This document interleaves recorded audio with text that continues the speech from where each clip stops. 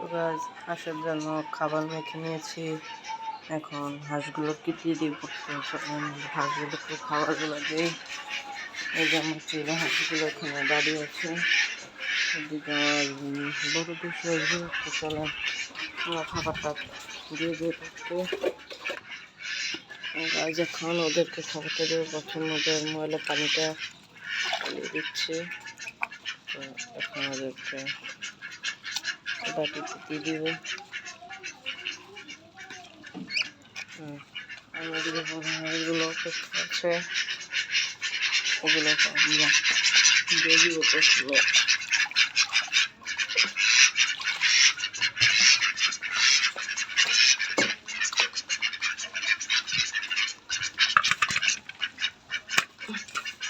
গাছ দেখেন খাবার খাবে। সবাই লাইক কমেন্ট করবেন, সাবস্ক্রাইব করবেন। টাটা।